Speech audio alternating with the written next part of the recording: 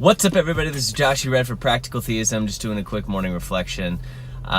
Today's gospel reading is actually from Matthew 6, and we dive into the great prayer that Jesus gave the church, the Our Father. He goes on to talk about don't babble when you pray like the pagans do. The pagans had this this constant need and desire, feeling like they were going to sway their gods one way or the other if they just asked for the same thing over and over and over again. And Christ says, no, don't pray that way. But when you pray, pray with these words. And he gave us the Our Father. And this is something that we recite every single week in church, which is awesome that we've had that level of consistency. The Old Testament readings from Isaiah 55, and the very last part is what kind of stuck out to me. God says, his spirit will go forth. He sent forth his spirit, and it will achieve the end that he had willed for it, that he had intended for it. It made me think of my reflection yesterday, with respect to when we as believers get the Spirit of God, like it's going to find its ultimate end, which is goodness and love itself. And so we either have an option to cooperate with that and what it's trying to do in our life and in our soul, or we don't. But it's still going to go the direction that God wills it to go, which ultimately is always back to himself. And when we look at the Our Father, I think we see a couple different things at play. First off, we have the ability to look at it as a prayer that Christ instituted and gave us for the words exactly as they are. And that's pretty awesome, first of all, to have Christ's words that we say over and over again, week after week. Not in a repetitious manner, but in a manner that is always directing us back to God. At the end of the day, when it comes to prayer, which I know is tough for a lot of people, I know it's tough for me sometimes, we often look at prayer as like a petitionary thing, which petitionary prayers are one type of prayers, but they're not all the prayers that you can have. So oftentimes we look at prayers and we're like, well, we're asking God for this, that, and the other, but it's never happening. It's never happening.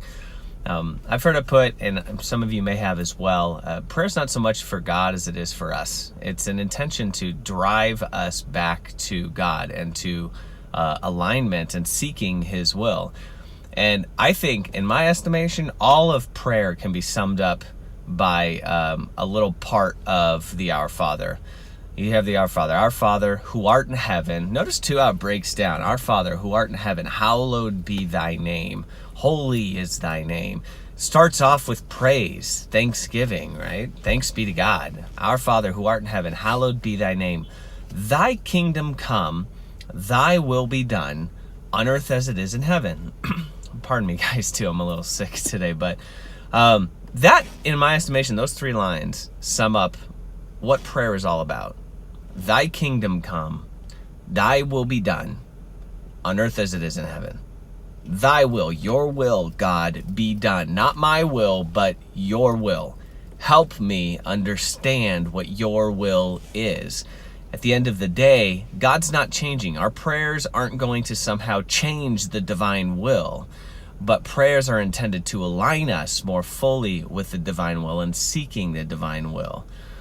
Our Father, who art in heaven, hallowed be thy name. Thy kingdom come, thy will be done, on earth as it is in heaven. Praise and redirection of our focus of our will towards God. Thy kingdom come, thy will be done on earth as it is in heaven. Give us this day our daily bread, and forgive us our trespasses, as we forgive those who trespass against us. And lead us not into temptation, but deliver us from evil.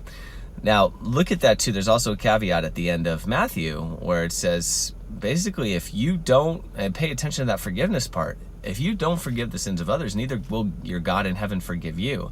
Forgiveness is essential to our direction towards salvation, towards heaven. We need God's forgiveness to achieve the level of sanctity and holiness that we ultimately are called for and called out for.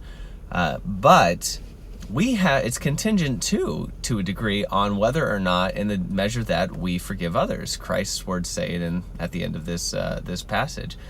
Forgive others, or else your God in heaven will not forgive you. So you also have how often should you forgive your brother, right? I can't recall the passage at the moment. Well, 7 times? No, 77 times 7, right? It's go to the nth degree, never stop forgiving. And I think from a practical standpoint, this is a very smart dispositional move for us.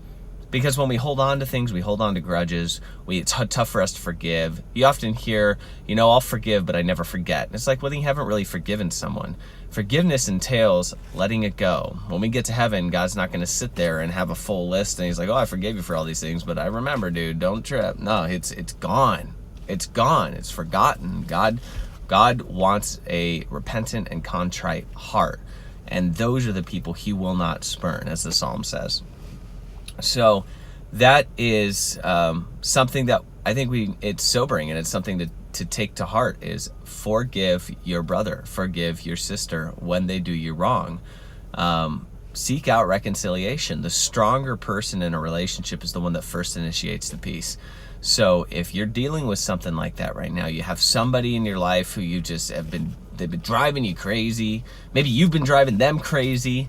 Go and seek reconciliation with them, and that is pleasing to your Father in heaven, and he will always ring true, stay consistent, and always forgive you your trespasses, as we forgive those who trespass against us.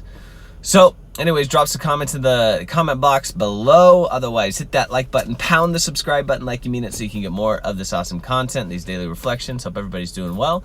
And from all of us here at Practical Theism, we'll catch you next time. Thanks.